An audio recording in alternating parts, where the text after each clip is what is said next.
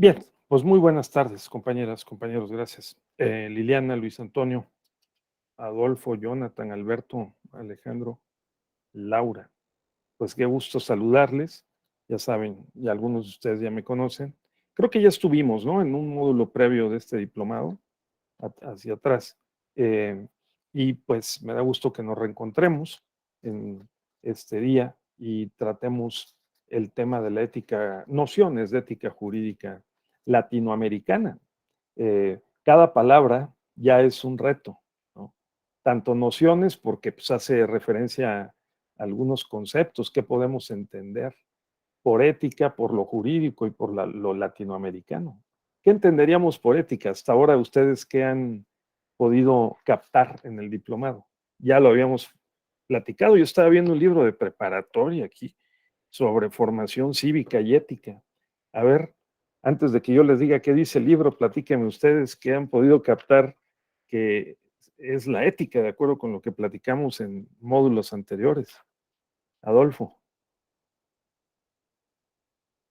¿qué, qué tienes en mente que sea la ética? Pues tiene que ver con el estudio de lo que es bueno y lo que es malo. Correcto. ¿No? Lo que consideramos bueno y lo que consideramos malo. Las creencias, ¿no? Y los comportamientos sobre lo que estimamos que es bueno, lo que es malo. Hay quien identifica ética con moral, hay quien dice que la ética estudia a la moral, que la moral es la parte propiamente material, ¿no? Los actos, las conductas, y que la ética es como la disciplina filosófica que estudia a la moral. Entonces, la idea es que ninguna de estas, la moral o la ética, es un asunto solamente personal. En general, la literatura que se refiere a la ética plantea que la moral o la ética se construye con los demás, ¿no? Entonces, eh, el cómo proceder no es solamente un proceder en relación con lo que uno estime valioso, porque se lo puede uno guardar, si no accionas, pues no hay una interacción en que pongas en juego lo que tú consideras bueno o malo, ¿no? Positivo o negativo. Entonces, en este librito de preparatoria, ¿no? Se dice que el ser humano, pues, utiliza su razón y sus sentimientos, esto es importante, ¿sí? Para desarrollar su capacidad de distinguir las situaciones en que las acciones que realiza afectan a los demás y le pueden afectar a él mismo. Entonces, a la persona le afectan sus propios pensamientos y sus comportamientos, y en la interacción afecta a los demás y lo afectan también a él, ¿no? Así que hay opciones y uno ejerce la autonomía de su voluntad en relación con esas opciones, porque uno cree en determinados valores, cursos de conducta, y hay algunos que uno considera mejores que otros, o buenos o malos, y eso genera una especie como de autocontrol, ¿no? De la propia conducta, incluso de los pensamientos.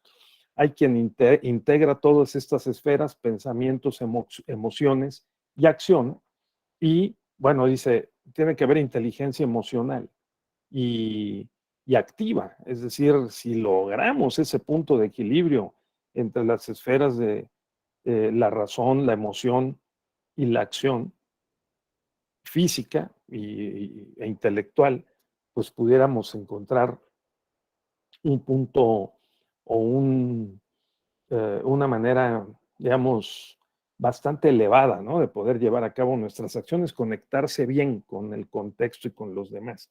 Eso es lo que dicen los libros.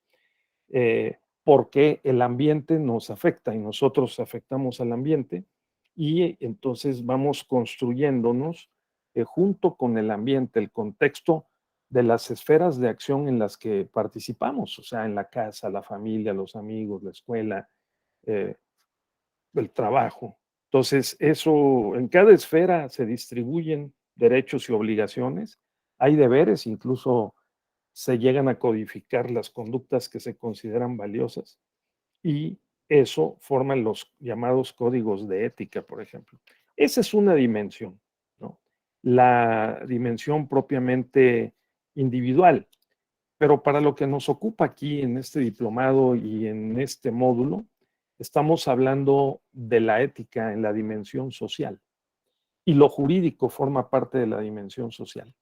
Entonces, la ética eh, jurídica no es solamente el tema de la autonomía de la voluntad, la libertad responsable y la capacidad de decidir y de hacernos cargo de las consecuencias de nuestras decisiones, ¿no?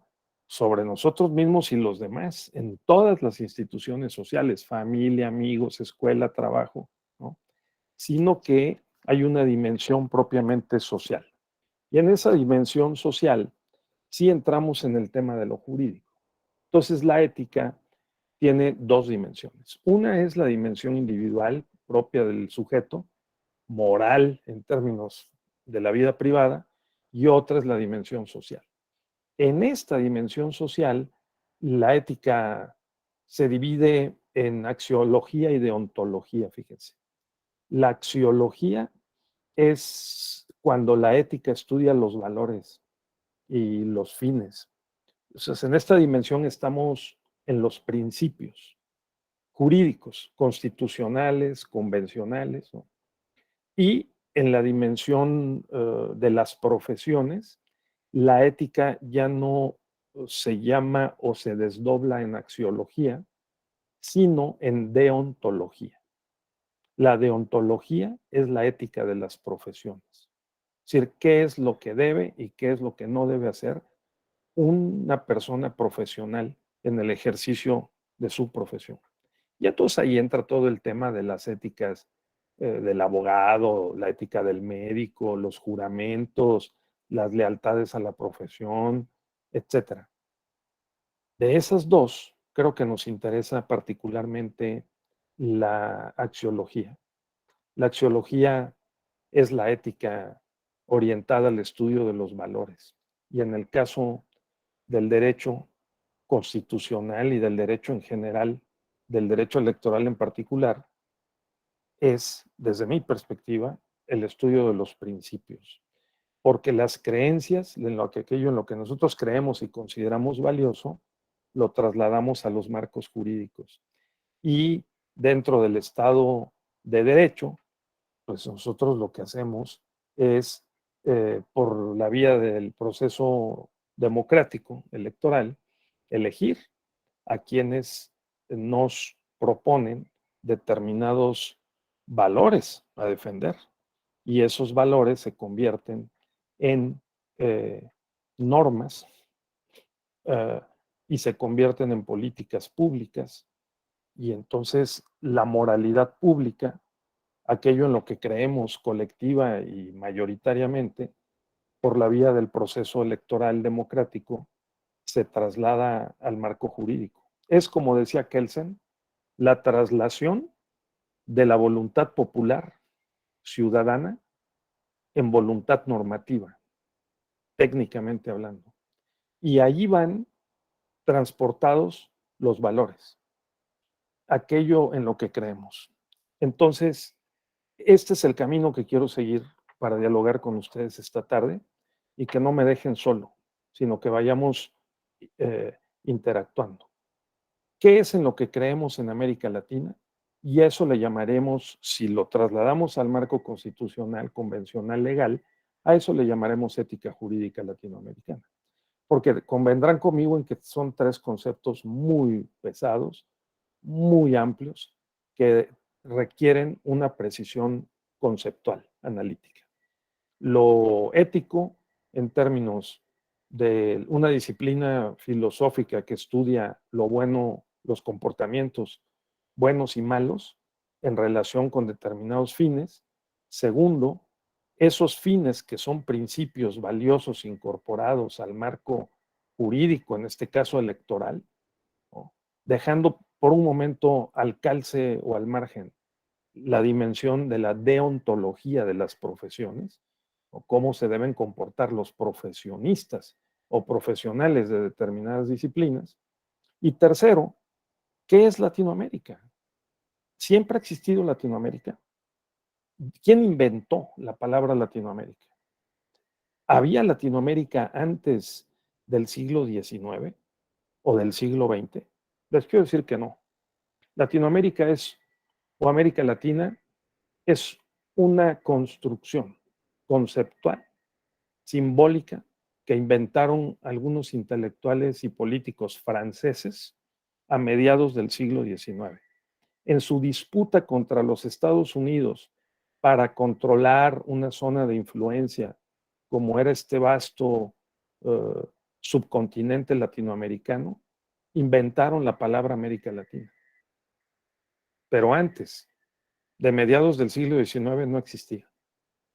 Entonces, en el siglo XX y desde luego en el siglo XXI, cuando decimos América Latina, nos referimos básicamente a 18 países latinoamericanos. Se excluye en ocasiones a Cuba por su sistema de gobierno, pero típicamente para efectos constitucionales y electorales, América Latina incluye México, los 6 países de Centroamérica, los 10 países de Sudamérica y República Dominicana. Son 18 países. Ustedes pueden encontrar estudios comparativos que establecen como unidad de análisis esos 18 países. ¿De acuerdo? Entonces, delimitado así, ahora sí creo que podemos platicar un poco de qué es eh, o qué dimensiones podemos identificar de la ética jurídica electoral en América Latina. ¿A partir de cuándo? Aparte, hay un corte que tendríamos que hacer, ¿no? Entonces, este camino es el camino que yo creo que puede sernos de utilidad para no hablar de todo y de nada, ¿no? Sino con cierto método, con cierta estrategia y con cierto arco temporal también histórico. O sea, un arco histórico temporal para poder precisar a qué nos estamos refiriendo. Entonces, yo les propongo hacer que yo les vaya a hacer una exposición eh, amplia, para que veamos en dónde estamos hoy en América Latina, las luchas contemporáneas por la emancipación y por tratar de encontrar una mejor posición para los países de América Latina y desde luego para nuestro país, para México, en este cambio de época. Entonces me voy a referir en los próximos minutos, les pido su atención y luego su conversación, para que hagamos notar esto que les voy a poner aquí, ¿sí? Que es una forma de entender la evolución de América Latina en el marco de los cambios de época y de las transiciones. Este documento lo que dice es que básicamente hay entre en los últimos 5 o 6 siglos, 3 grandes etapas de la evolución histórica en donde se va construyendo el subcontinente hoy llamado América Latina. Y en cada una de estas hay grandes definiciones éticas sobre la forma como debía uh, América Latina, digamos, o los pueblos americanos, mesoamericanos básicamente, de México hasta la región andina, pasando por Centroamérica, o sea, México, Centroamérica, y lo que es Colombia, Venezuela, Chile, Perú, Ecuador, ¿no? Excluido en alguna medida Argentina, Paraguay, Uruguay, pero todos los demás y un tanto Brasil también. Pero Mesoamérica, ¿cómo evolucionó? Porque tienen una cierta historia común. Entonces, la idea primera y una pregunta clave para poder responder a qué podemos llamar y cómo, en qué creeríamos en términos de ética jurídica electoral latinoamericana, es que pues nosotros tuvimos una época en que eh, dependimos de un imperio, el imperio español. Y en ese largo periodo de 300 años, entre 1450 y 1750 hasta 1810, 20, pues no tuvimos elecciones, no había elecciones. Sí había comicios, elecciones, fíjense ustedes, hacia adentro de los cuerpos eclesiásticos. Ahí se eligían los consistorios monacales de los monasterios o de la iglesia en diferentes niveles a sus representantes dentro de los propios de las propias instituciones eclesiásticas, pero no teníamos la tradición de que el pueblo eligiera al gobernante. En el estado absolutista y en los imperios mundo, como el de España, del cual formó parte pues, la Nueva España eh, y la Nueva Granada, hoy Colombia, o por ejemplo el virreinato del Perú, hoy Perú, ¿no? O los virreinatos, eh, el virreinato del Río de la Plata, lo que hoy es Uruguay, Paraguay, ¿no? Argentina, eh, no había elecciones. Había entonces unas creencias en el sentido de que el poder venía de Dios al monarca, y a eso le llamamos estado absolutista. El monarca, el rey español y los virreyes, como el virrey de la Nueva España, concentraban todos los poderes. Y contra esa tradición absolutista o corporativa hemos tenido que bregar y luchar a lo largo de 2 siglos, desde 1820-21 hasta 2020-21. O sea, un largo arco histórico en el que los países de América Latina hemos cambiado la ética política y la ética jurídica, ¿no? Que el poder no derive de Dios encarnado en el monarca, el cual también tenía sus responsabilidades. El monarca no podía hacer cualquier cosa. El monarca tenía que defender a su pueblo.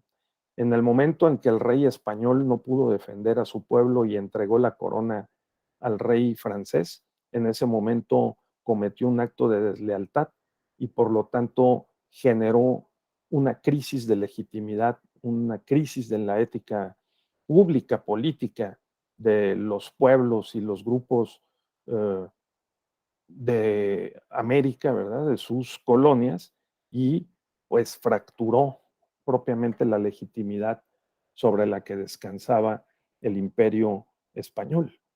Entonces, eso es muy importante. La ética cambia del estado, eh, del estado absolutista al estado, um, al estado uh, constitucional independiente, al estado legal, vamos a decir así. En este momento, eh, lo que aquí en este cuadro se llama la, la baja modernidad, en una segunda etapa hay un cambio en la ética. Ese cambio no es completo, ese cambio no es completo. En algunos países de América Latina y en otros se da de manera más plena, completa, profunda. Pero para tomar el caso de México, por ejemplo, en la primera constitución independiente en 1824, eh, nosotros establecimos los principios del Estado eh, moderno, del Estado de Derecho, o sea, la soberanía nacional que reside en el pueblo, se ejerce a través de los poderes y la división de poderes, un Estado semiconfederal con muchas atribuciones para los congresos locales. Entre 1824 y 1857, los congresos locales tuvieron muchas facultades y controlaban bastante de las decisiones políticas. Poco a poco se va asentando, extendiendo una ética política y jurídica, no solo en México, sino en América Latina en general, que va dejando atrás el Estado absolutista. Un momento clave en esta evolución es cuando los países como México, no todos lo hicieron, en la Constitución de 1857 rompen con el Estado llamado confesional y establecen la separación de la Iglesia y el Estado, la religión y la ciencia. Ese es un momento clave. La ética, lo que creemos que es mejor, que es bueno, dejó de estar orientada a mayoritariamente a pensar que el Estado y la Iglesia deberían cogobernar las, la vida pública, sino que deberían de separarse y cada quien guardar y operar en su esfera, que es muy sagrado el derecho de creer o no creer en un dios o en varios dioses, ¿no? En profesar o no una religión o un culto, pero que ese es un asunto de la vida privada.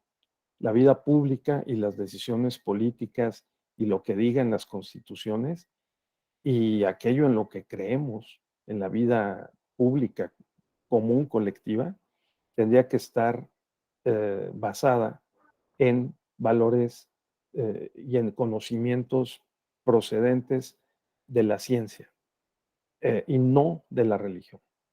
Esa división entre el Estado y la Iglesia nos costó en México y en otros países europeos y latinoamericanos mucho esfuerzo y mucha sangre, porque hubo, pues, revoluciones, guerras civiles que tuvieron que costar muchas vidas humanas para que se pudiera abrir paso el Estado laico.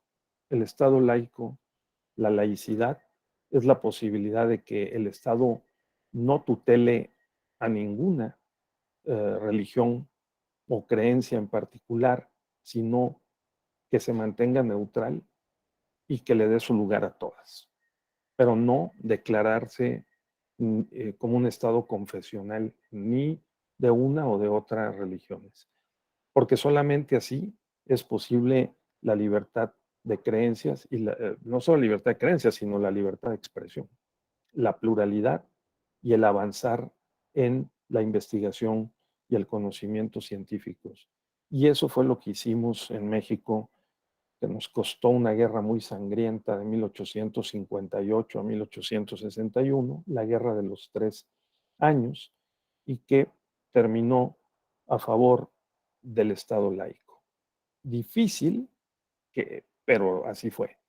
Eso consolidó la ética política y jurídica, pues por lo menos de los grupos triunfantes. Éramos 6 millones de habitantes en México a mediados del siglo XIX, y si acaso 1,5 millones o 2 sabían hablar español. Fíjense, la mayoría era indígenas y era indígena y estaba anclado en las tradiciones coloniales. Entonces, para que México diera este paso a la modernidad y a lo que llamamos hoy el estado de legalidad, pues no fue sencillo. El estado de legalidad ha supuesto en México los códigos, el Código Civil, el Código Penal, el Código de Procedimientos Penales, el Código de Comercio. Son todos de la segunda mitad del siglo XIX. No solo lo hizo México, también lo hicieron otros países. Entonces, la codificación es una de las características del estado de legalidad. El estado de legalidad se caracteriza porque la ley es más importante que la Constitución. La ley es la referencia y el legislador es el actor político principal.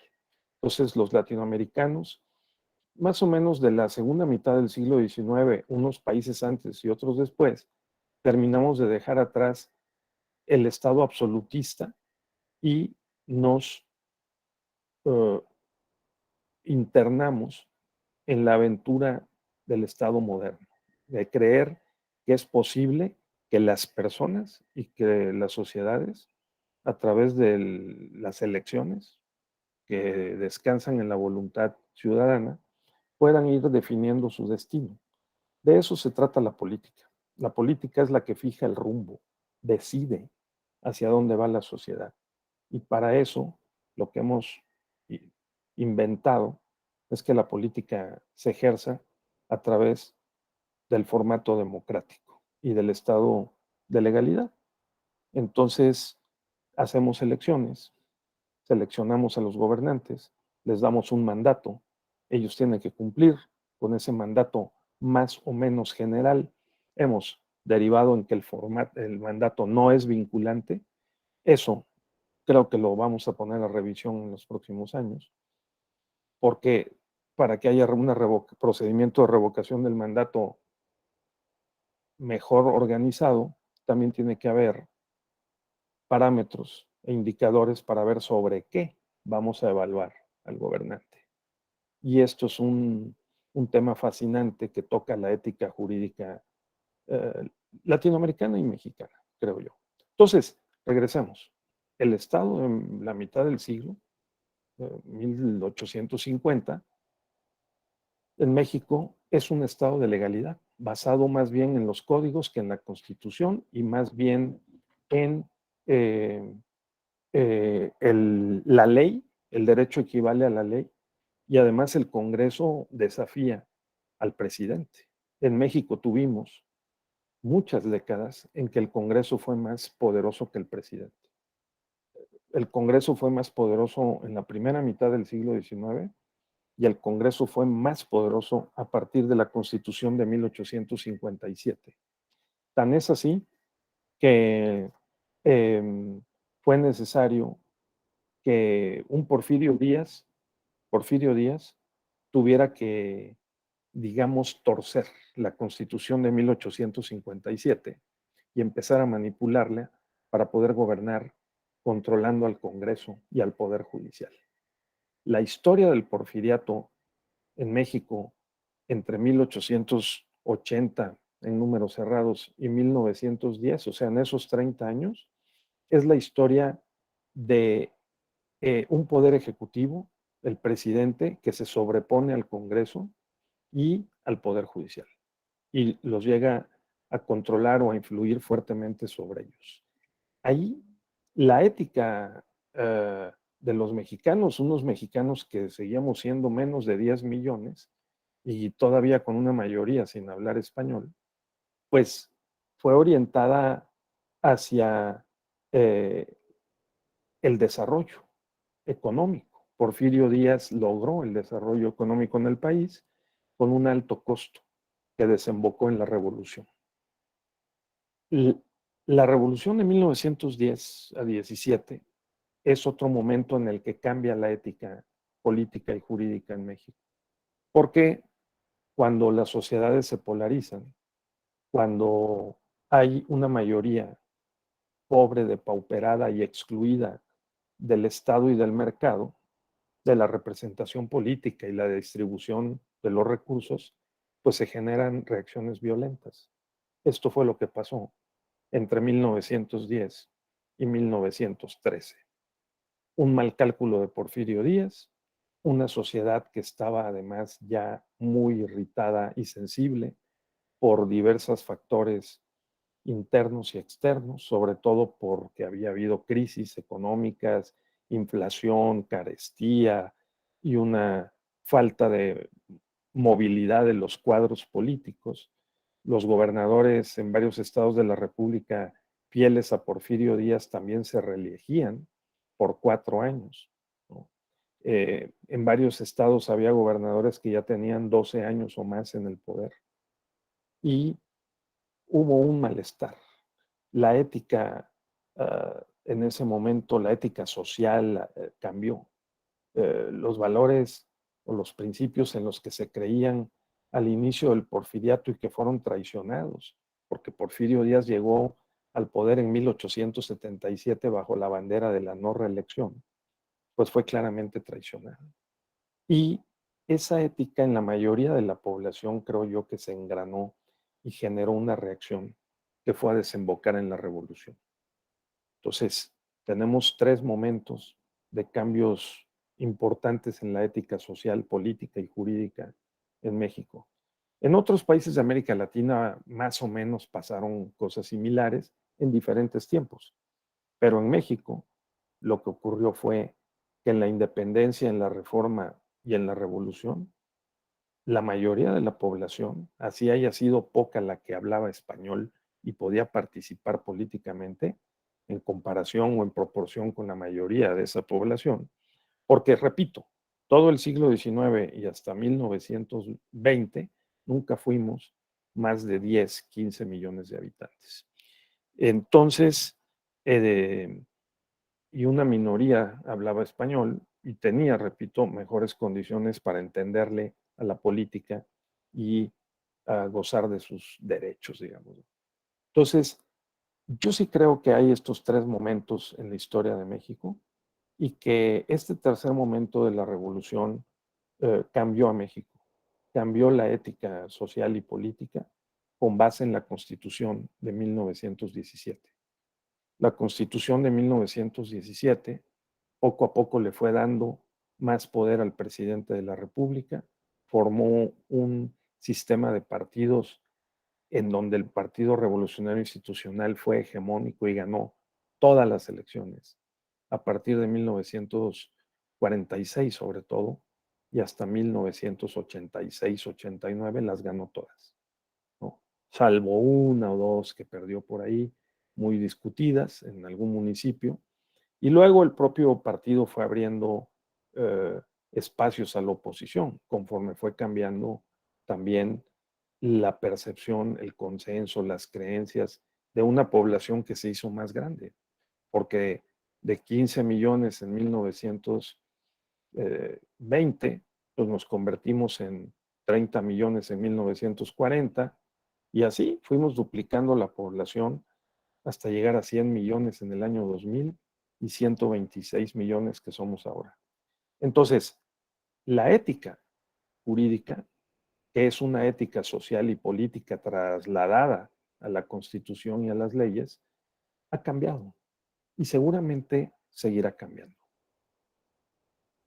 Regresando la película, hemos tenido un largo proceso en el siglo XX de traslación de la ética social, política, que cobró un nuevo sentido con la revolución de 1910 al marco jurídico y progresivamente al marco convencional. Cuando la sociedad se hizo más grande, entonces lo que pasó fue que esos valores, aquello en lo que creemos, pues no solo fue a dar a la Constitución, sino también a las convenciones internacionales. Es decir, es el largo periodo que va desde 1930-40 hasta 1980-90, empieza a cambiar. Es lo que llamamos la alta posmodernidad. En la alta posmodernidad, que es la época contemporánea, ¿no? Eh,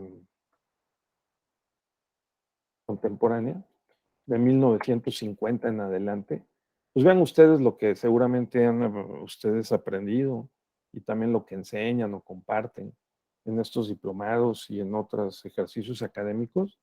En Europa, después de la Segunda Guerra Mundial, lo más importante ya no son los códigos, sino la Constitución y los convenios internacionales, la democracia y los derechos humanos. Entonces, lo que ha ocurrido es que además han ido cambiando los bloques de países que lideran estos procesos, ¿sí? Lo que quiero decir es que ha habido olas democráticas y ha habido cambios también económicos grandes, muy importantes, como lo que está ocurriendo ahora. Y en esta tercera etapa, lo que llamamos alta posmodernidad o la etapa contemporánea, en Europa después de la Segunda Guerra Mundial y en México después de la firma del Tratado de Libre Comercio de 1992, hemos ingresado en otra onda o en otra época, ¿sí? Caracterizada por una ola democratizadora y porque cambian las creencias.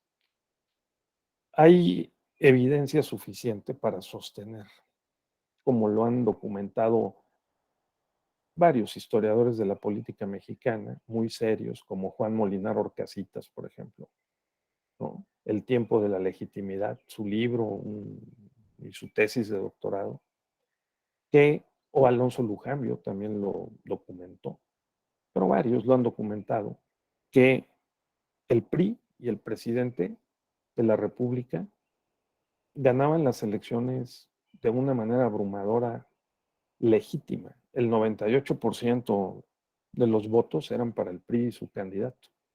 desde 1946. Y la gente estaba en general satisfecha, conforme, se adhería a ese modelo. Claro que el Partido Acción Nacional y el Partido Popular Socialista cultivaban su propio discurso, sus valores y hacían eco de las creencias de segmentos de la sociedad que apoyaban a estos partidos, pero eran minoritarios. La mayoría apoyaba al PRI y estaba, digamos, adherida por su sistema de creencias a esa opción política y votaba mayoritaria y abrumadoramente, quizá no libremente, pero sí abrumadoramente por el candidato del PRI. Si revisamos los datos, como lo han hecho en el Colegio de México, veremos que los candidatos del PRI ganaron las elecciones presidenciales por casi el 100% de los votos. Y el punto máximo y además el punto más crítico fue en 1976, cuando López Portillo ganó prácticamente como candidato único, porque el PAN, por sus divisiones internas, no pudo presentar un candidato y la izquierda tampoco le registraron el candidato porque estaba proscrito el Partido Comunista.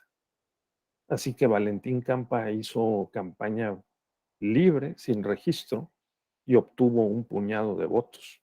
López Portillo declaró que si su mamá hubiera votado solamente por él habría ganado. Entonces ese punto máximo de legitimidad y de deslegitimidad marca otro momento del cambio de la ética política, social y jurídica de unos mexicanos que para entonces ya éramos pues casi 80 millones y ya no cabíamos dentro de un solo partido que distribuía las oportunidades de eh, mejoría social o de bienestar, ¿no? Entonces, este momento es importante, ese momento en el que comenzamos a cambiar del estado de legalidad al estado de constitucionalidad, en donde las fuerzas políticas y la propia sociedad, pues recuerden ustedes, las movilizaciones de 1968, los estudiantes, los profesores, ¿no? También segmentos de los obreros y los campesinos, o bien en los años 70 con la guerrilla, incluso la guerrilla urbana, ¿no? O en 1986, y yo lo recuerdo claramente, con motivo de los temblores, el terremoto de septiembre del 85 en la Ciudad de México, que el gobierno le quedó muy grande el reto, el subdesempeño del presidente Miguel de la Madrid. En ese momento se notó un cambio en la ética social, política y jurídica crítica de las y los mexicanos que consideraron que el gobierno no estaba haciendo bien su trabajo y que había que cambiar hacia otra forma de gobierno, de modelo de gobierno. Y comenzamos a empujar eh, con la creación del Frente Democrático Nacional, después convertido en Partido de la Revolución Democrática en 1988, la elección muy controvertida de Carlos Salinas de Gortari frente a Cuauhtémoc Cárdenas y eh, la creación del IFE, del Instituto Federal Electoral y luego del Tribunal Electoral del Poder Judicial de la Federación, son momentos en los que las fuerzas políticas, la inteligencia política, los estrategas, los, digamos, grupos dirigentes, ¿no?, de la política en México van sincronizando las instituciones con la ética social y política y la van convirtiendo en normas jurídicas. Por eso es que, digamos, al establecer la independencia o la autonomía del sistema electoral, el IFE, el tribunal, los partidos políticos acuerdan que van a competir de una manera más libre, sin controlar a las instituciones electorales y respetando al Poder Judicial para acceder a los cargos de representación. Entonces imagínense qué importante este cambio en la ética social, ¿no?, política y jurídica de ese tiempo, porque eso funda una nueva legitimidad. Esa nueva legitimidad ha durado 25 años. Las elecciones legislativas federales de 1997, en las cuales el PRI terminó por perder la mayoría en la Cámara de Senadores, cuando ya la había perdido en la Cámara de Diputados. Y luego en el año 2000, porque perdió la presidencia de la República con la primera alternancia presidencial de que se tenga recuerdo, ¿no? Y después de eso, algo que debe llamar la atención. Fíjense ustedes que todas las transiciones democráticas han comenzado o han terminado con la elaboración y la aprobación de una nueva constitución. Toda la literatura sobre transiciones democráticas suponen que hay una ética social y política nueva, la emergencia de nuevas fuerzas políticas, de la sociedad civil y de la sociedad política propiamente, que establece una nueva constitución, al inicio de la transición democrática o al final de la transición democrática. El doctor Diego Valadez acaba de escribir un texto muy recomendable que se lo recomiendo la semana pasada con motivo de un acto de reconocimiento celebratorio de la trayectoria de Porfirio Muñoz Ledo, ¿sí? Y en ese escrito, el doctor Diego Valadez sostiene que uno de los principales momentos erróneos de la transición fue no haber hecho la reforma del Estado después de la alternancia presidencial del año 2000. Porque en el año 2000, 2001, el presidente Fox le encargó a Porfirio Muñoz Ledo el llevar a cabo unas mesas de diálogo para establecer las bases de la reforma del Estado. Y es hasta psicoanalíticamente y socialmente, en términos de la ética social, de lo que es mejor para una sociedad, como para un individuo, que cuando hace una transición en su vida y cuando empieza la transición o cuando la termina, establezca nuevas reglas para gobernar su propia vida.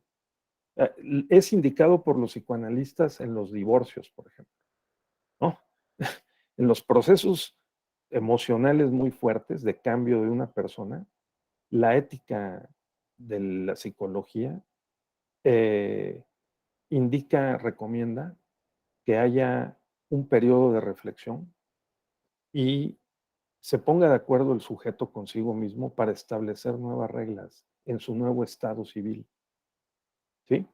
Ya sea que se case o que se divorcie. Y en el caso de los estados y de las instituciones, pasa algo similar. Cuando hay una transición democrática, la experiencia comparada revela que se aprueban constituciones nuevas con nuevas reglas del juego para el acceso, la distribución y el control del poder.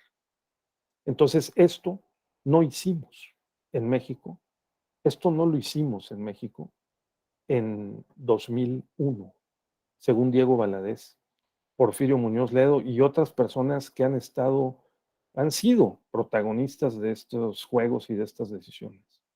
Esa falta de una refundación de la ética social, política y jurídica en forma de una nueva constitución, después de 20 años muy complejos, de 1980 al año 2000, ¿no? Que cambiamos, tuvimos 2 códigos electorales, múltiples reformas constitucionales y al fin se dio la alternancia presidencial. La falta de ese acto refundante del Estado por la vía de una nueva constitución o por lo menos de un reordenamiento constitucional y una nueva adhesión al Estado constitucional, nos ha mandado a un proceso de degradación en los siguientes 20 años. Esa es la tesis.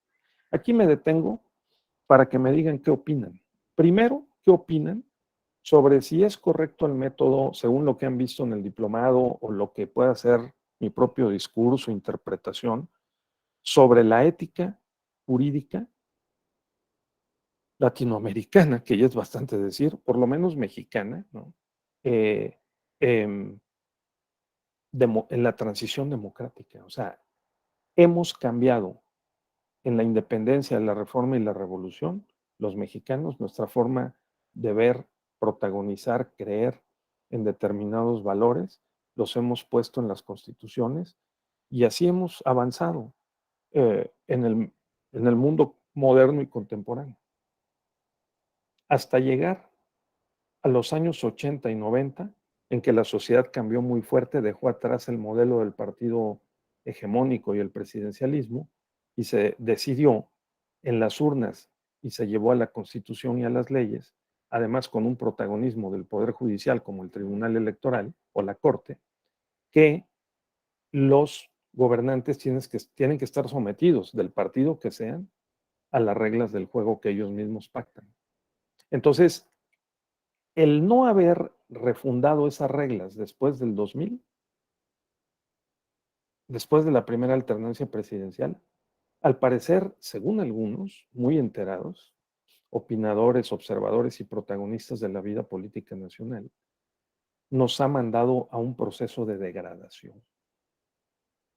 Y que ni la reforma 2008, o 2002 en materia de pueblos y comunidades indígenas, 2008 en materia penal, de la oralidad penal, 2011, derechos humanos y justicia, e incluso las reformas del Pacto por México, transparencia electoral, rendición de cuentas, o las reformas de la Cuarta Transformación, educación, seguridad, eh, paridad en todo, afrodescendientes, ¿no? Programas sociales, ha podido corregir esta degradación. Y por lo tanto no se puede corregir el problema de la inseguridad, la criminalidad. Cuesta mucho trabajo reponer una ética de la anticorrupción, aunque se hagan grandes esfuerzos. Algo está podrido, digamos, en las instituciones que no pueden recuperar la degradación. ¿Qué opinan ustedes? Porque esto es el sentido de la ética jurídica, en un sentido social y político, ¿no? Constitucional. O sea, es posible hablar de la ética en términos de que lo hemos hecho bien, de que lo hemos hecho mal, de que lo estamos haciendo bien, que no lo estamos haciendo tan bien, y que es posible recuperar el que tengamos 10 mujeres desaparecidas por día y 7 mujeres asesinadas por día en México. O sea, ¿podemos hablar de la ética jurídica y política o, o de la falta de ética más bien? ¿Y cuáles son las causas y cuáles son las consecuencias de estas disfunciones del Estado de Derecho? A ver, a ver, si provoqué algo, Adolfo, Juliana o Liliana, de toda esta parte histórica o de lo contemporáneo, ¿vamos bien o qué hace falta? ¿O vamos muy mal? Tiene razón Valadez, Porfirio Muñoz Ledo, porque le están diciendo al presidente, ni con todos tus esfuerzos, ni la cuarta transformación, se puede detener la degradación.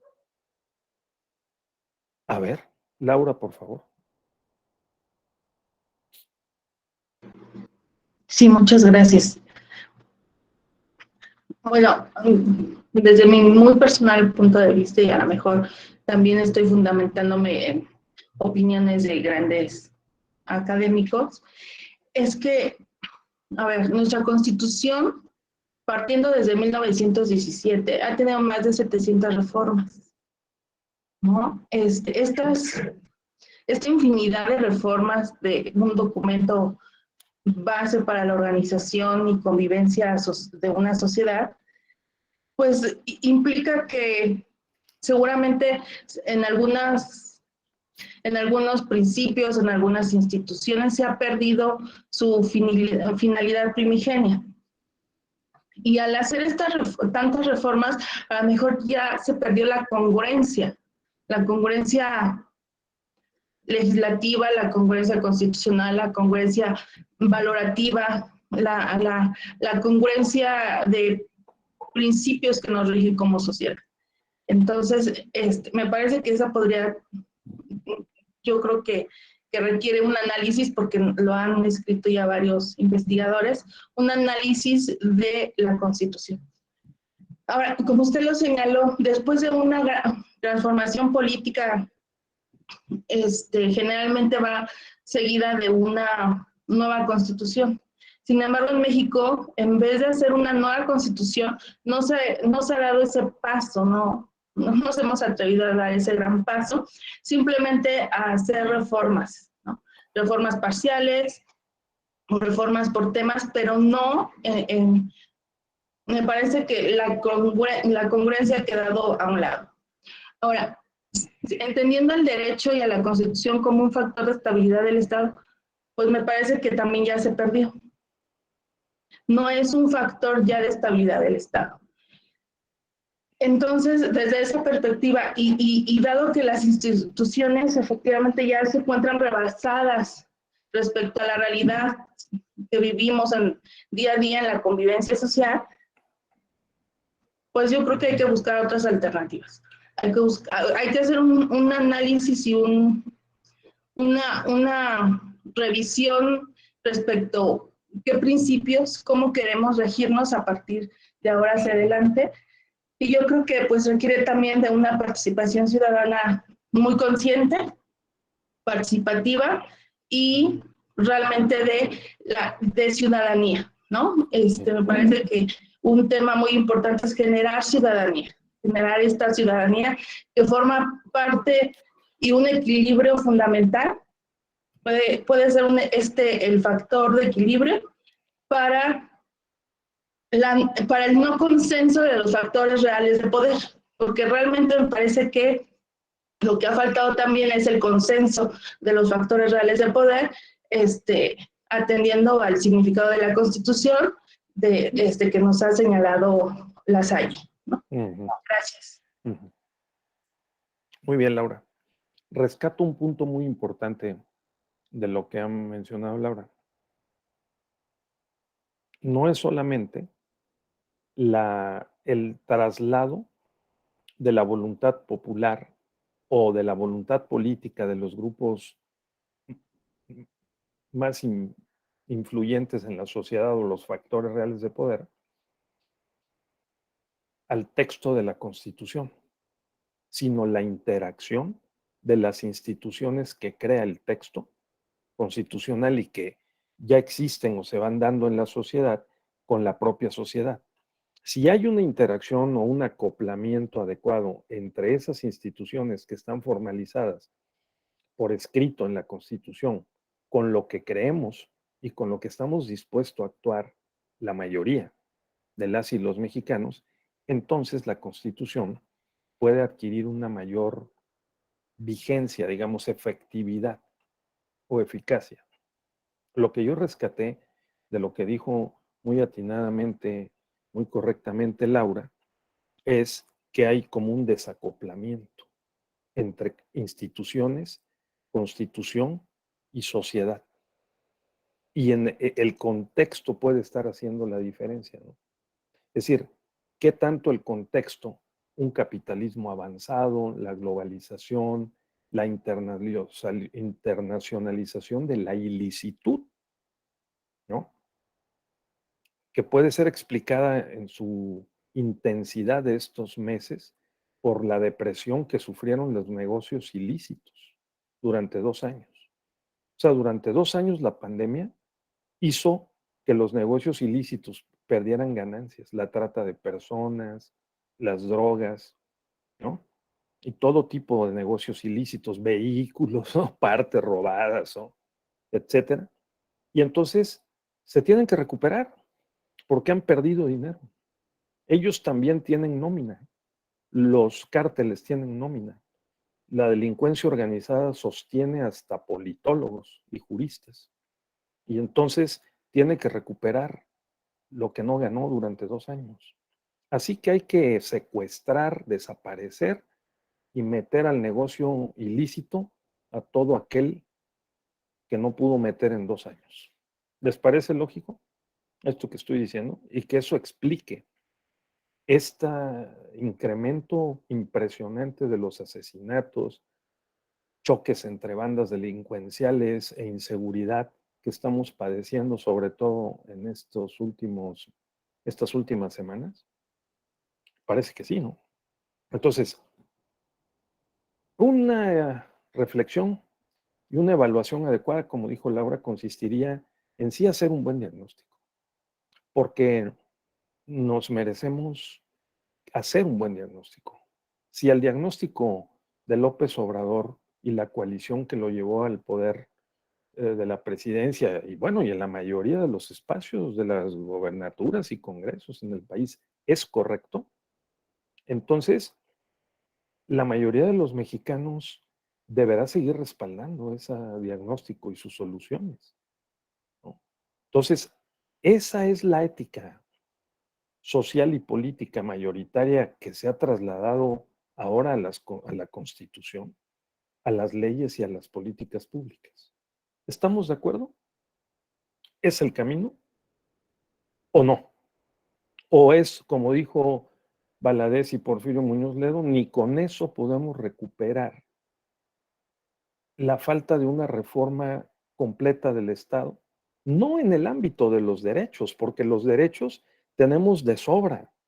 Están en las convenciones, tratados, constituciones y leyes y en la jurisprudencia del Tribunal Electoral, por ejemplo, en materia de derechos político-electorales. No, lo que Roberto Gargarella llama la sala de máquinas. Dice Valadez, no hemos arreglado la sala de máquinas, que dice Gargarella, o sea, el poder ejecutivo, su relación con el poder legislativo y el papel del poder judicial.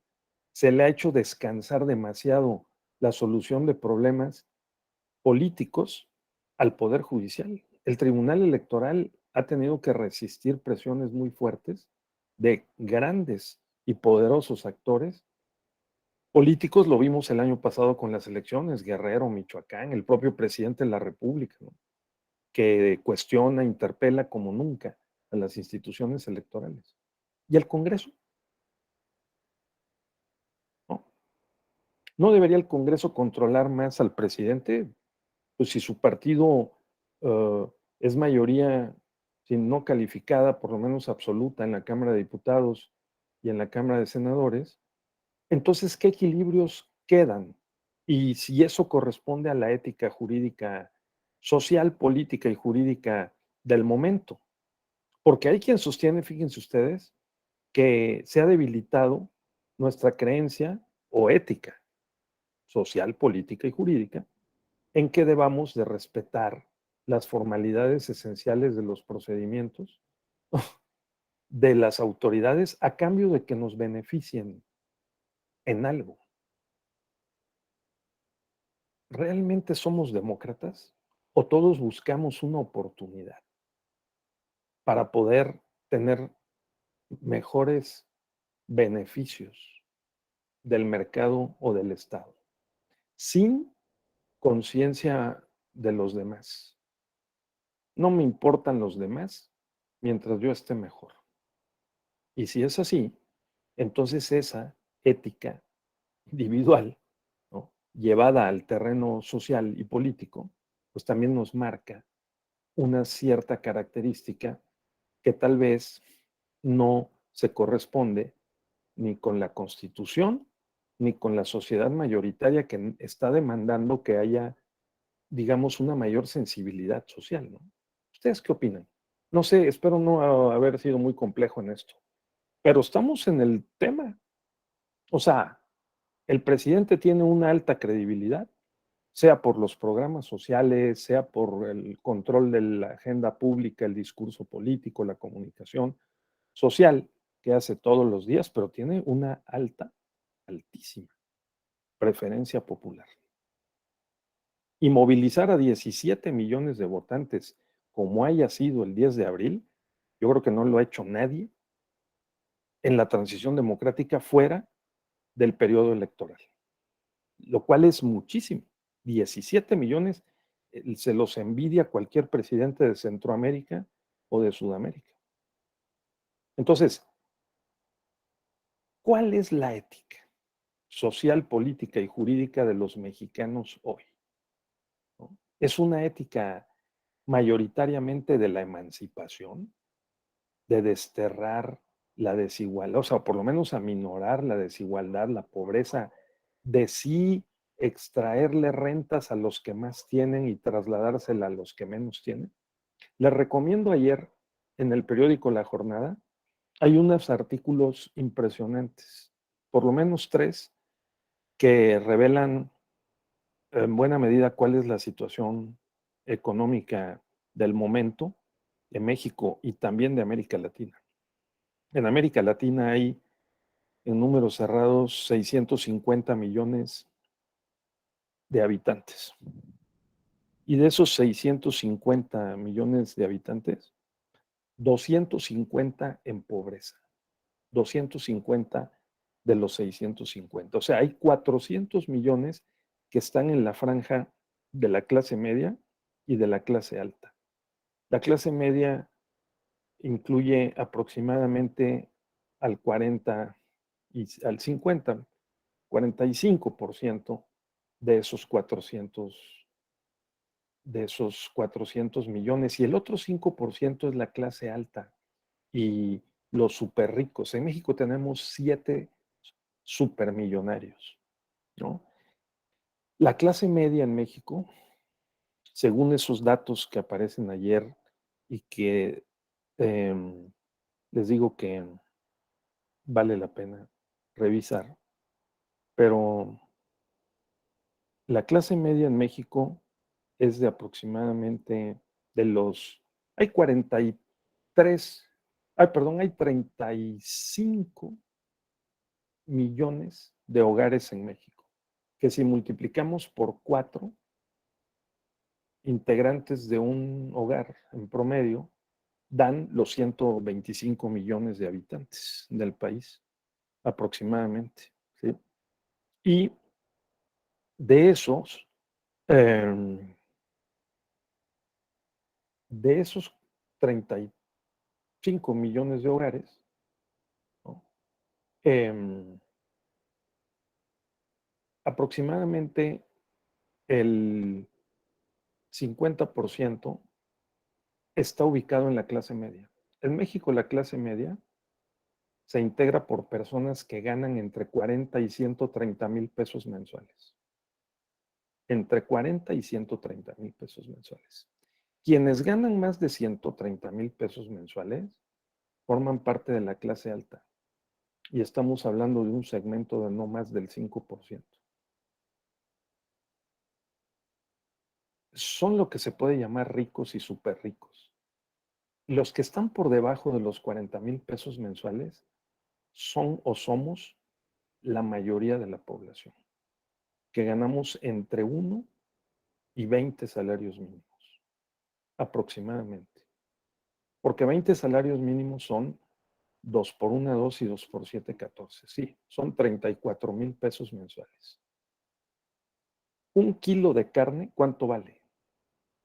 ¿Un salario mínimo de 170 pesos alcanza para comprar un kilo de carne?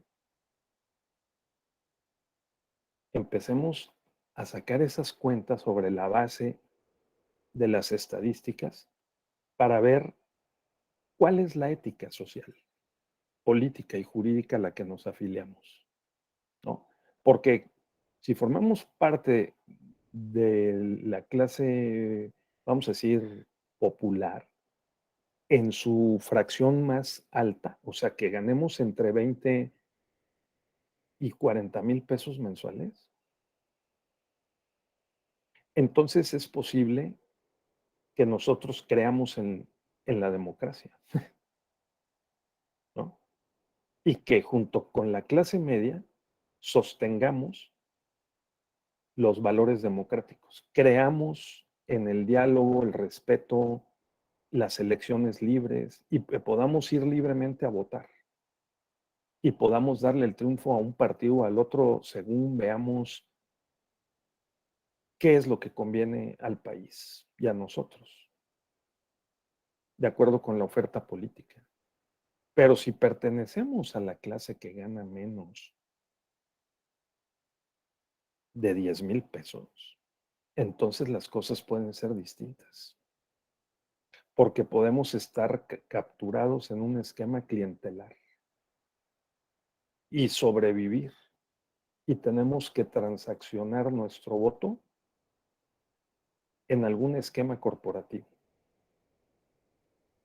Entonces, a ver en dónde estamos, porque no podemos hablar de la ética jurídica en general, ¿me entienden? Latinoamericana menos. O sea, tenemos que colapsarla, dividirla por segmentos de la población, del país, y yo diría que hasta de las regiones del país y sectores sociales. ¿Qué opinarían al respecto? O sea, ¿creen que la economía y la posibilidad de poder disponer de algún excedente y no tengamos que gastarnos todo y vivir endeudados nos da un poquito más de autonomía para decidir el rumbo del país? O sea, que la democracia pluralista, representativa, participativa funcione en estas condiciones. ¿O esos números no están correctos? Porque les quiero decir que si 45 millones de personas forman parte de la clase media, pues les quiero decir que 55 millones no forman parte de la clase media, sino de la clase baja, popular. Y gana entre 1 y 15 o 20 salarios mínimos. Y si empezamos a descontar rentas, impuestos, eh, diferentes gastos que hay que hacer, entonces salimos a mano o vivimos endeudados. Bajo esas condiciones es posible que 55 millones de personas o más, ¿no? Algunos dicen que son 60 y hasta 70, porque 60 o 70 más 45 son 110 o 115. El resto, que son esos otros 10 millones, 5 a 10 millones, es la clase alta que gana 200,000 pesos o más, o vamos a decir 150,000 o más. Sí me explico, ¿no? A ver, José Ángel, ¿dónde nos ubicamos? Porque, ¿cuál es la idea? O sea, nos estamos jugando mucho, ¿eh? ¿Cómo hacerle para que la inflación ahora no nos coma los aumentos de salarios, ¿no? ¿Qué tanto hemos perdido en estos últimos 2 años y qué tanto la democracia también está perdiendo porque estamos perdiendo capacidad de autonomía de decisión en la medida en que vamos perdiendo también capacidad adquisitiva? Esa es una variable, ¿no? Para poder valorar, para poder medir y para poder opinar y accionar. A ver, mi estimado José Ángel. Sí, los factores, todos los factores son bastantes y estamos hablando de un sistema.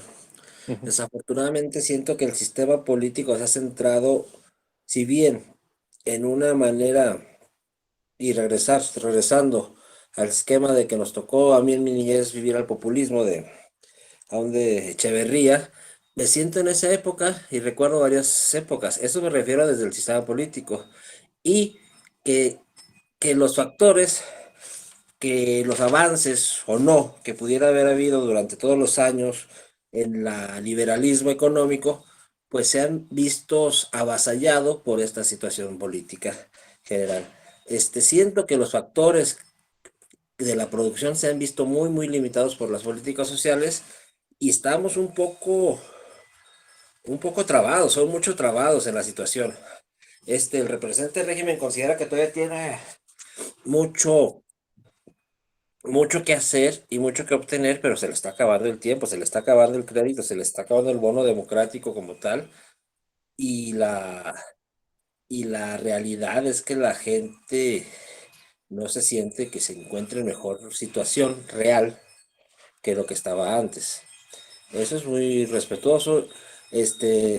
Sí, tenemos un país en que la movilidad social es casi, casi imposible. Cuando uno nace en una situación, es prácticamente imposible ascender a un estadio más alto Y así nos dicen, así te tocó vivir, aquí eres, y es muy complicado ascender y crecer. Y los que buscan hacerlo, los que buscan hacerlo son criticados por el propio sistema.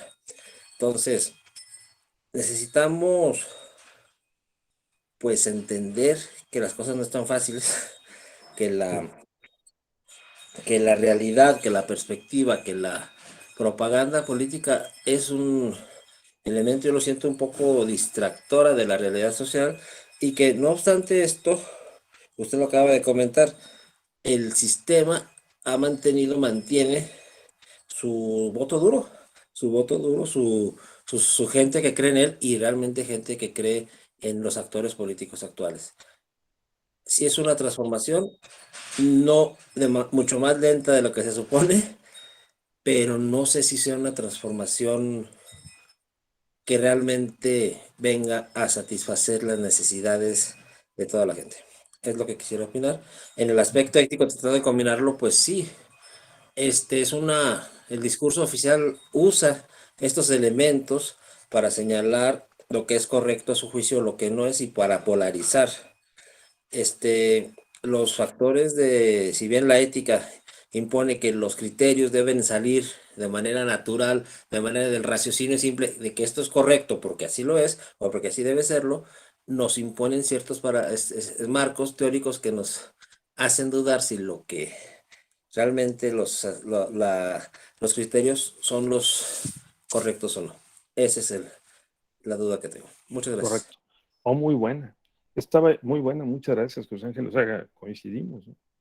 Es decir, quiere decir que la ética no es estática, ¿no? La ética es cambiante, como las identidades. Y se van formando consensos que apoyan las creencias. Y esas creencias nos hacen votar, por ejemplo, en el ámbito político electoral, por una opción o por otra. Y dependiendo de cómo se van dando las condiciones y las circunstancias del contexto, que también son cambiantes, vamos cambiando también nuestra orientación o nuestras opciones dentro del marco de la ética, que es cambiante. O sea, los valores, sobre todo en una sociedad y en un mundo tan dinámico y fluido, cambian en términos de creencias sociales y políticas, ¿no? Hace escasamente 40 años, 1980, veníamos abandonando una época en la que la creencia de los mexicanos era de que había que votar por el PRI y el presidente priista porque distribuía bienes y servicios de manera no solo necesaria, sino suficiente. Nuestros padres y abuelos pudieron tener familia de 6 hijos o de 4. Ahora nuestros hijos la piensan incluso para tener un hijo. Y entonces cambian los valores, ¿no? Cambian las creencias, las percepciones. Algunas puede ser que se vayan sedimentando, dicen algunos, sí, nunca cambiaremos nuestra amor, digamos, nuestra creencia, nuestra convicción por la libertad, ¿no? Primero muerto que dejar de ser libre. ¿Qué tan libres eran nuestros padres, abuelos en el régimen de partido hegemónico? Bueno, pues eran tan libres como que podían comprarse una casa. Yo recuerdo que mi papá con 3 meses de sueldo podía comprarse un coche en los años 60. Ahora es imposible. Queda uno endeudado por 4 o 5 años o más, ¿no? Entonces, ¿qué tan libres somos? ¿Qué tanto los sistemas políticos y de gobierno, ¿verdad? Y la economía y lo que nosotros creemos sobre esos sistemas nos favorecen más o menos? Bueno, esas son las interrogantes que creo yo que la ética jurídica, en términos de principios constitucionales, que son valores en los que creemos, pues debía presentar, nos debía de presentar para interrogarnos, yo estimo. Y bueno, ya en el terreno de lo electoral, pues pasa otro tanto. nuestros padres y abuelos estaban muy tranquilos con una oferta política sexenal que hacía girar la plataforma de los beneficios y a todos les iba tocando aquellas expresiones del sistema político hegemónico del PRI, ¿no? Fórmate en la fila que te va a tocar, no te saltes las trancas, ¿no? Para todos hay. ¿Se acuerdan algunos compañeros, ¿no? Como de mi edad, ¿no? De todavía nos tocó vivir la parte final, por lo menos, de un sistema que no dejaba o trataba de no dejar a nadie fuera tarde o temprano. Todo el mundo tenía, o la mayoría, algún contacto, vínculo, formaba parte de una red clientelar de protección. Y aparte estaban las instituciones que formó el régimen, ¿no? Las instituciones educativas, de seguridad social, universitarias, ¿no? De salud o de trabajo.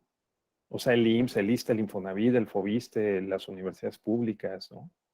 Todas esos recogían la demanda social, política y la traducían en instituciones que daban servicios.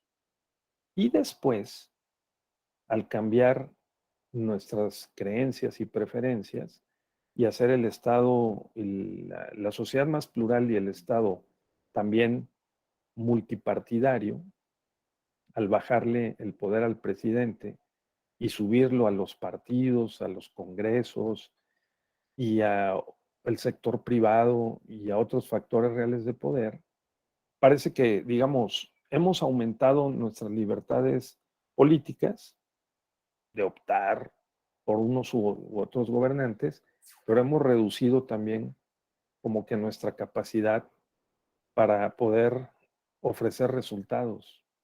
Y pues tenemos, de acuerdo con estos datos del INEGI, 2.5 millones de personas en la clase alta, 45 millones en la clase baja y 70 millones en la clase, 70 millones en la clase baja y 45 millones en la clase media. En buena medida de la clase media depende, según la teoría política convencional, la democracia pluralista. Porque los 70 millones de la clase baja, digamos, y algunos de ellos en pobreza extrema, dependen de algún sistema clientelar. Y si hay un partido o un gobierno que pueda manejar con eficacia esa red clientelar, entonces la pueden sacar a votar. ¿Qué opinan? ¿Cómo hacerle para fortalecer la ética democrática pluralista y no perder, digamos, lo que se entiende que la transición democrática hizo que ganáramos? ¿Cómo ve usted, Beatriz? ¿Qué opinaría?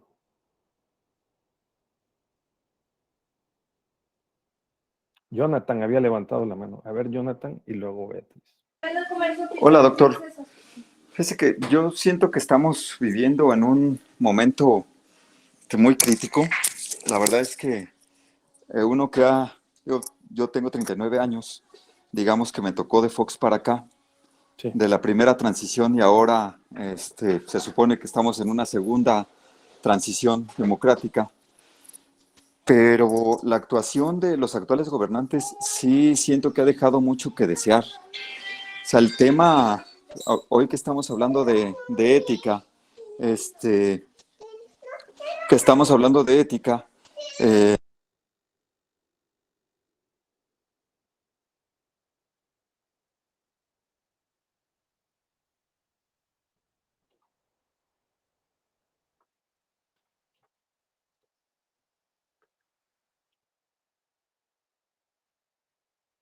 Sí, se fue un poquito nuestro compañero Jonathan. Pero a ver, maestra Beatriz, a ver qué opina usted. Ok, buenas tardes, maestro. Buenas tardes. Sí, bueno, retomando lo que usted hace un momento platicaba,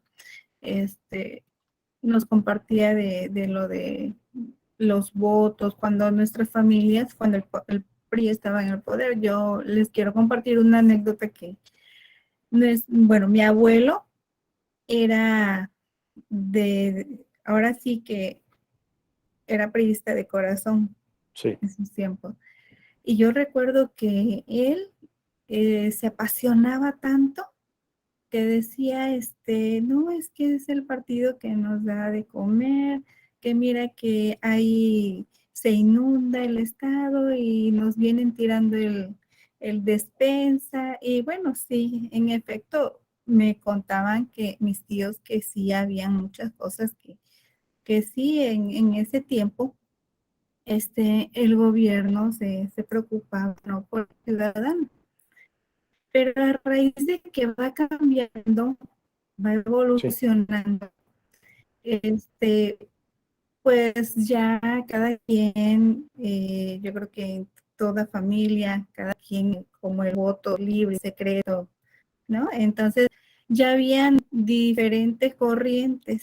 Entonces ya es ahí donde el abuelo se apasionaba y hasta pasaba el momento en que se enojaba con los tíos, porque a veces los tíos, pues cada quien tenía algún partido preferente, ¿no?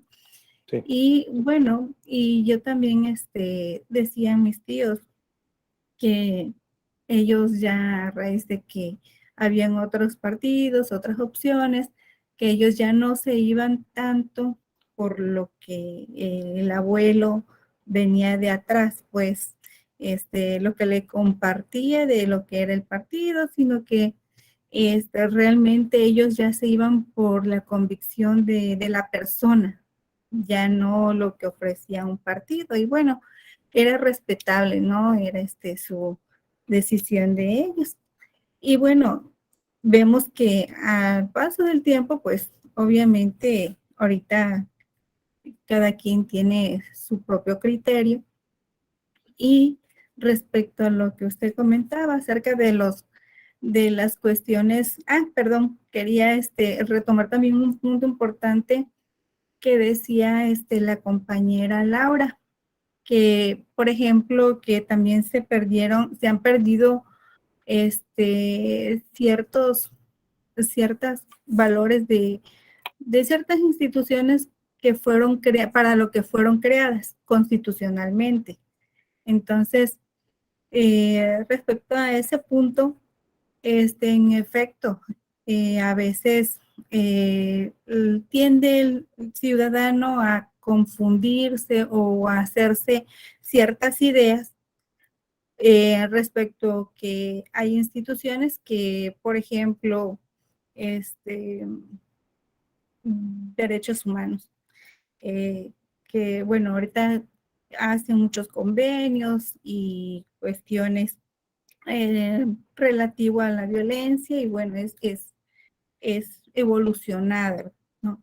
Los derechos humanos van evolucionando. Entonces, pero pues también ahí pienso, ¿no? Desde mi perspectiva que también se pierde un poquito en el aspecto de que hay muchas personas que hoy en día están recluidas, que también necesitan tener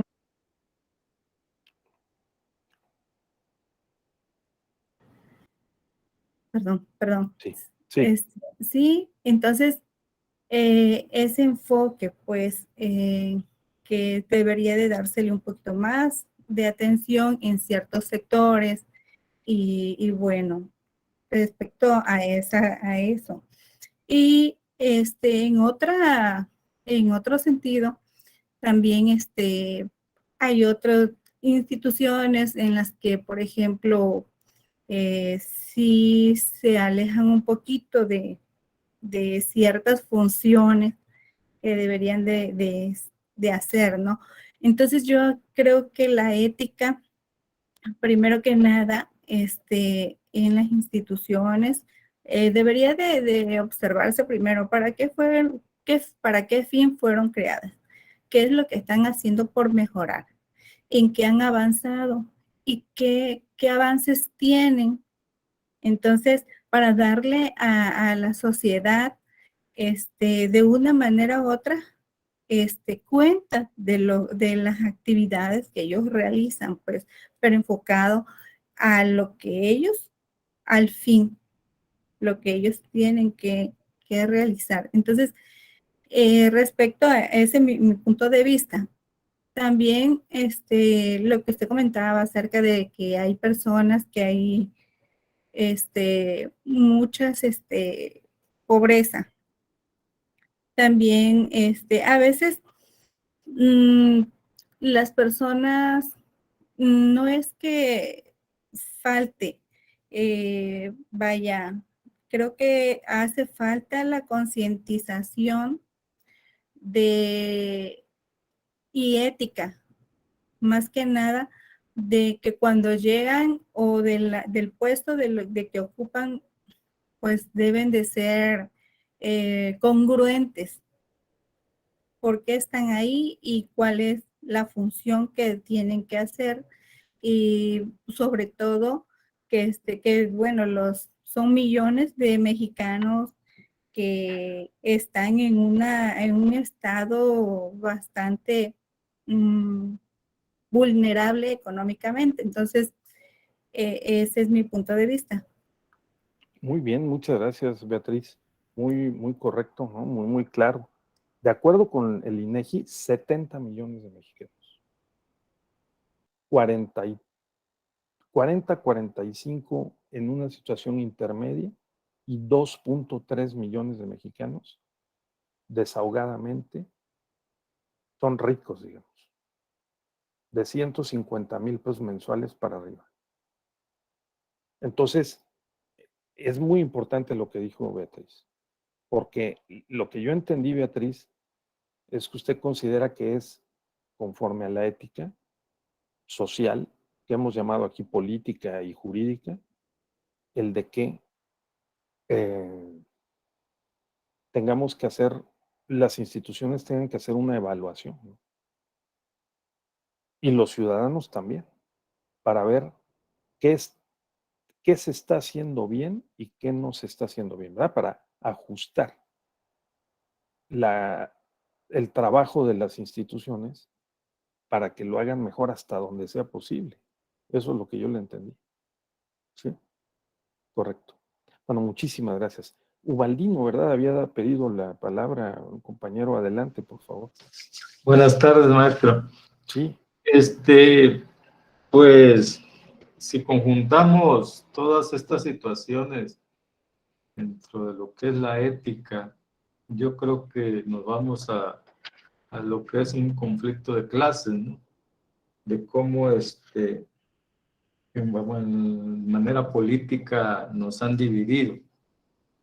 Como usted dice, una minoría es totalmente rica y más del 80% es totalmente pobre o está en una clase media, ¿no? Pero también,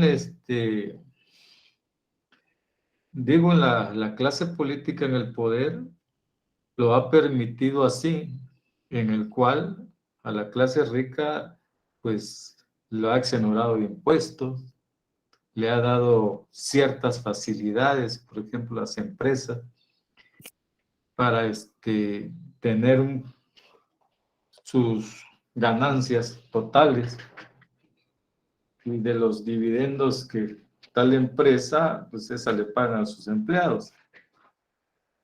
Y en otra cuestión que se mira, yo vivo en Chiapas, un estado dentro de los más pobres del país, de que los apoyos sociales no se han dado para las finalidades o los objetivos que según se plantean, entre comillas, para darlo. Aquí está acostumbrado, por ejemplo, el campesino, el indígena, a que le dan dinero y nunca lo regresa. Sacaban una encuesta, creo que hace 8 días, de que el crédito a la palabra, creo que el 10% ha pagado y el 90% no han pagado. Claro. Entonces, yo creo que esa es la parte del desequilibrio social que hay en lo que es en materia económica, y nunca vamos a poder salir si este persiste, ¿no? A menos yo eso es lo que miro, al menos en el entorno en el cual vivo. Y ciertamente, por ejemplo, el campesino también es otra parte, invierte en un 100% a su cosecha, y automáticamente a veces pierden o le quieren dar lo que el rico, el que tiene el sistema, la paga, le quiere dar lo que se le antoja, ¿no? Y ese es otro desequilibrio también total, de que no nos da esa paridad económica que debemos tener. Eso es mi comentario. Correcto. O sea, que sí depende, Ubaldino, de la posición social. Desde esa perspectiva, habrá una ética,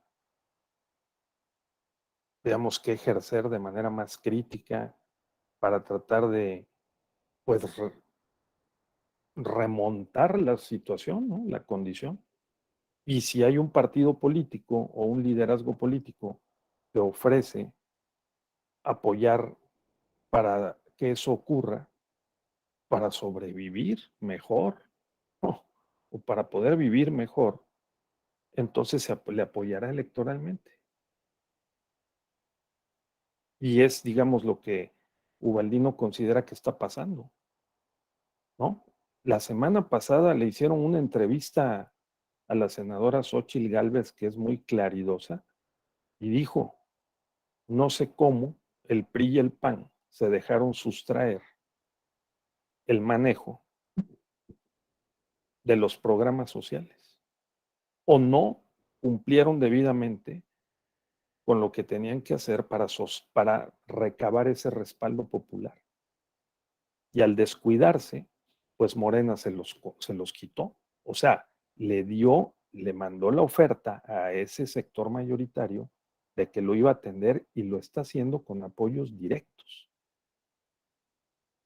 O sea, porque el hecho de que las personas de la tercera edad o los jóvenes reciban en una tarjeta de crédito un apoyo y de que hay veces se les deposite 2 meses o hasta 3 meses por adelantado, pues yo he escuchado a personas que conozco de mi entorno, amigas, amigos o hasta familiares que dicen, oye, nadie lo había hecho y lo vamos a seguir apoyando, por ejemplo. ¿Es esa una ética social, política, digamos, legítima?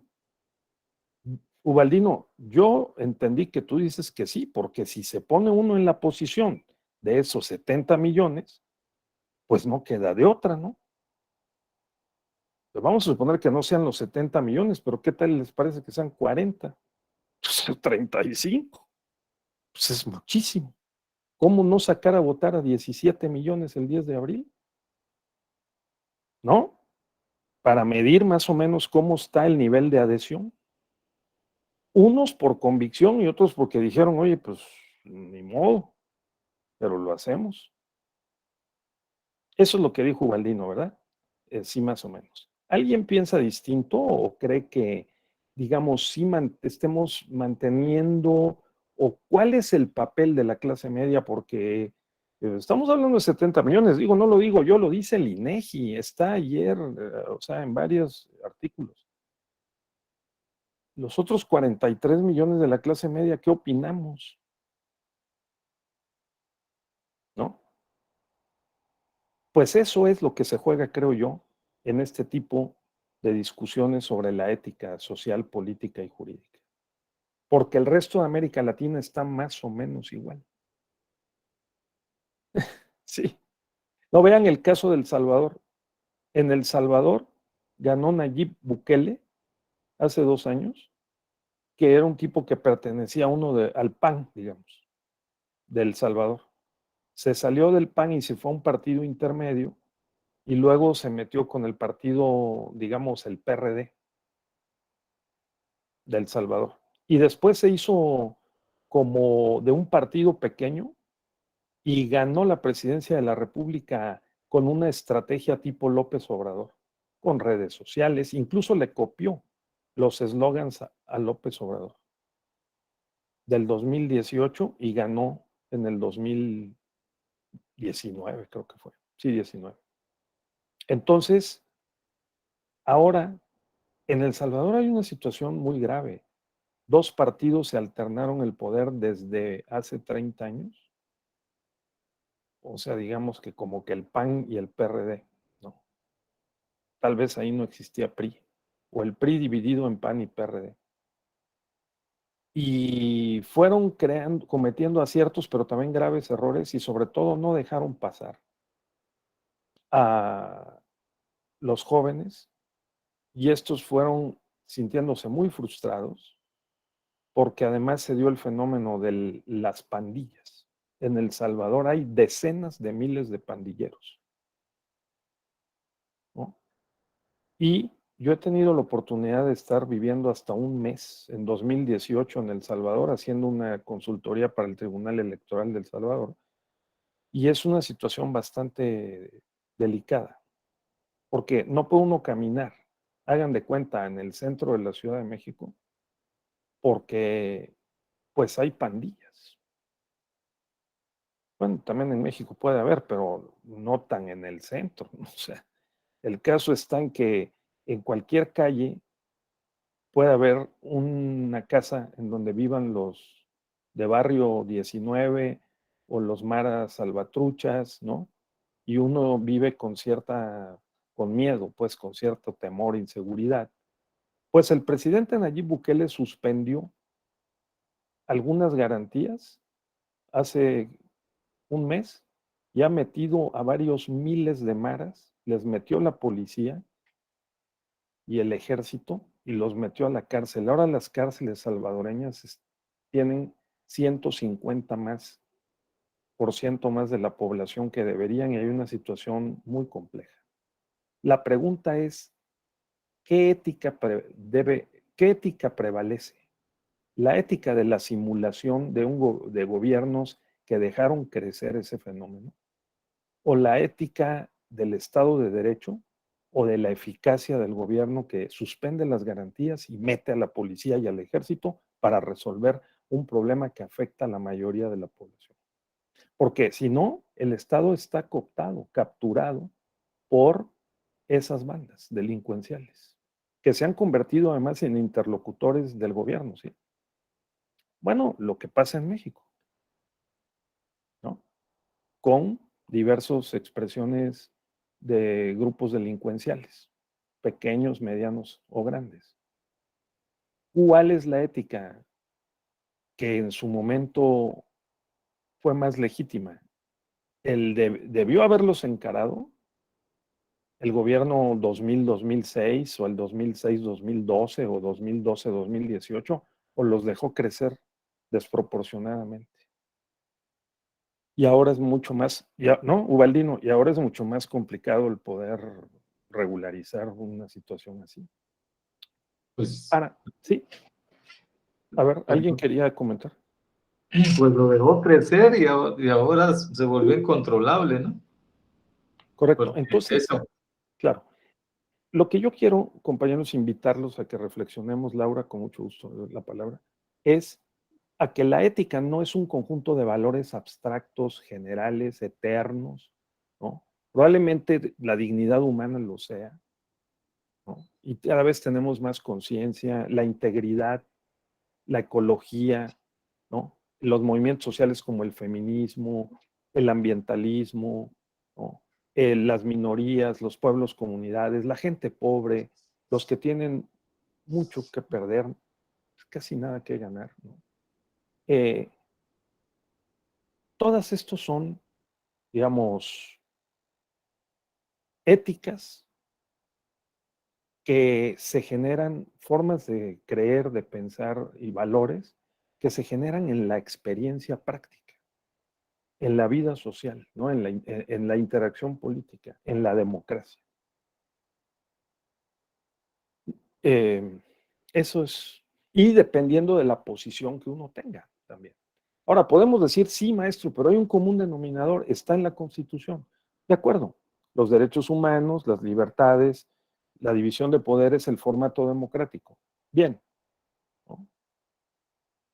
Podemos decir que hay un cierto común denominador de valores, pero en el contexto de cada posición en un sector social, en un grupo social, lo vemos de diferente manera, ¿no? Y la protagonizamos de diferente manera.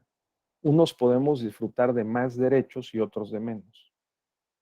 Y a otros puede decir, a mí no me importa la división de poderes mientras me resuelvan el problema básico de que no tengo que comer.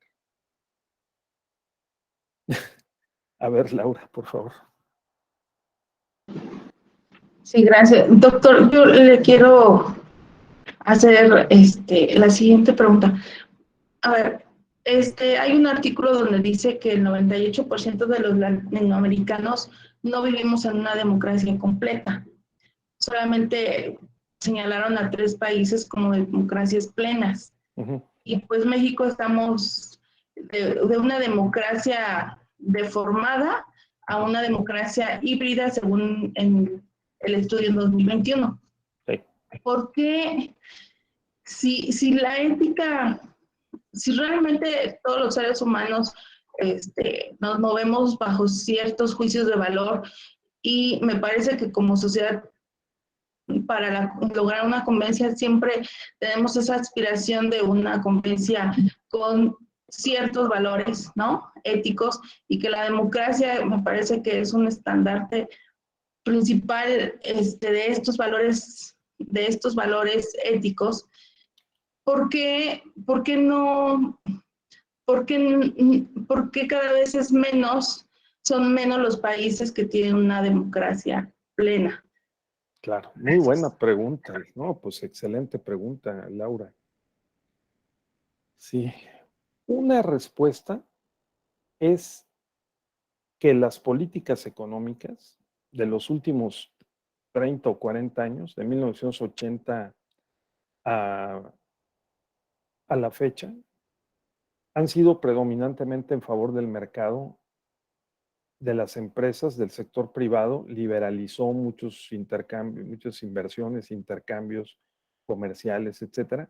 Y todas esas medidas favorecieron más a personas que tienen y empresas que tienen más capacidades, tanto al nacer como las que puedan adquirir a lo largo de la vida. Y que normalmente las adquieren más en instituciones, en educación, instituciones de educación privada que de educación pública. Y si las instituciones de educación pública no se ajustaron, adaptaron para poder facilitar el acceso a la educación y una educación de mayor calidad, o sea, competencias, capacidades, habilidades, y además fueron naciendo más personas, porque nos hemos multiplicado muchísimo. Les digo que en 20 años pasamos de 100 a casi 130 millones de habitantes, sin contar los que están en Estados Unidos, en el caso de México, pero en todos los países de América Latina es igual. De 400 millones que éramos hace 20 años, somos 650. O sea, que nos hemos multiplicado mucho, los recursos no alcanzan igual, los gobiernos se enfrentan a complejidades más grandes para poder resolver, gestionar los derechos y darle satisfacción a los derechos individuales y a los derechos colectivos. Y entonces hay un natural desgaste del formato democrático pluralista. Y por eso creemos menos en la democracia. Los 3 países mejor calificados, que son Uruguay, Chile y Costa Rica, son países que tienen 2 de ellos menos de 5 millones de habitantes. O sea, Iztapalapa tiene más habitantes que Uruguay o que Costa Rica. ¿Sí? Y el Estado de México tiene solo el Estado de México tiene la misma población que Costa Rica y Uruguay. Y en el caso de Chile, pues vean si la democracia no generó una distorsión tan grave que están haciendo una nueva constitución, porque los jóvenes se rebelaron ante las políticas neoliberales, que no solo los excluyó del mercado, sino que los dejó endeudados porque los hicieron firmar pagarés para no estudiar en las universidades públicas, sino en los negocios que fueron las universidades privadas. Al salir de la escuela no encontraron trabajo y les cobraron los pagarés y les embargaron sus departamentos o de plano les estaban cobrando con sus salarios. Pues claro que se rebelaron. Ahora uno de esos estudiantes llegó a ser presidente de la República, que es Boric. Entonces, cuando hablamos de una ética jurídica latinoamericana, tenemos que hablar necesariamente de una ética social y política, ¿no? Que se traslada al marco jurídico constitucional y que si no da resultados para la mayoría de la gente termina por entrar en crisis. La crisis del Estado de Derecho constitucional es la crisis que se genera por incumplimiento de las expectativas o de los derechos de la mayoría de la población. Y lo mismo le ha pasado a Costa Rica, porque en Costa Rica a partir de hace 20 años ha aparecido un tercer y un cuarto partido que tampoco han podido resolver al llegar al gobierno los problemas de los costarricenses. Por fortuna ellos tienen un estado de bienestar heredado en donde su seguro social ha funcionado muy bien, aunque sea desgastado, como el caso de los mexicanos. En Costa Rica se llama la caja. Cuando en Costa Rica dicen la caja, es el seguro social, ¿sí? El ISSSTE, digamos, es el que maneja las prestaciones sociales y en una sociedad homogénea que no tiene indígenas, hasta los indígenas son güeros y de ojos azules en Costa Rica, o sea, la etnia es más o menos homogénea y más o menos piensan todos igual, no hay una representación y una ética, digamos, política tan social, tan diferente como la que tenemos en México, ¿no? Lo mismo en Uruguay, pues en Uruguay es un país boutique, o sea, es un país pequeño que tiene además una población igual que Costa Rica, de las más educadas de América Latina, igual que Chile, aunque con este problema que no se ha presentado en Costa Rica y en Uruguay, pero sí en Chile. Entonces la respuesta es que dejamos de creer en la democracia porque se dejan de cumplir, como dijo Bobbio, con las promesas de la democracia. Y cuando la mayoría se da cuenta y es consciente de que hay quienes están mucho mejor y no quieren ceder un ápice sus privilegios, entonces, por fortuna existen las urnas, porque podrían tomar las armas, ¿no? Eso es. Entonces, bueno, ojalá que nosotros, como creo que está pasando y ocurrirá, pues no lleguemos a eso, aunque el grado de violencia, por otras razones, violencia criminal, pues es preocupante, lamentable. Bien, ¿alguien tiene algún otro comentario? Pues vamos llegando al final de esta sesión. Yo les aprecio mucho bueno, que hayamos estado conversando aquí. ¿Qué sacaríamos en conclusión? Número uno, la ética puede tener un común denominador en términos de valores. La dignidad humana, la integridad, el medio ambiente, ¿no? La igualdad entre todas las personas, géneros, pero depende mucho de la posición, del tiempo, del contexto en el que uno se ubique para representarse y protagonizar una ética y defender o promover esos valores que hemos llevado a la Constitución y llevar otros, ¿no? A la Constitución y a la práctica. Ese es el juego de la democracia. El juego de la democracia es una pluralidad de visiones, percepciones y acciones que tienen un respaldo ético y que se mueven en relación con ese común denominador de valores que representa la democracia pluralista, ¿no? O sea, dignidad, libertad, igualdad, respeto, diálogo, acuerdo, ¿no? Contención, discusión, divergencia, contradicción, sí, cómo no, pero también consenso. Y pues la aspiración nunca, siempre presente, ¿verdad? Indeclinable a que podamos, digamos, en la medida de lo posible, generar mejores condiciones para que todas y todos ejerzamos, pues, un plan de vida, ¿verdad? De lo que se llama un libre desarrollo de la personalidad individual y en grupos, propicio para que, pues, seamos más felices, ¿no? Para que podamos estar mejor y cumplir también con las promesas de la democracia. Esa sería mi reflexión final. ¿Sí? Eso es. Bueno, pues muchas gracias. Estamos justo a la hora y creo que hoy los que tenemos afición deportiva podemos también terminar la noche con la felicidad de que los Pumas ganen la Conca Champions después de 20 años. Bueno, gracias. Que estén muy bien. Cuídense mucho y nos vemos pronto. Gracias, compañero. Nos vemos. Nos vemos Gracias.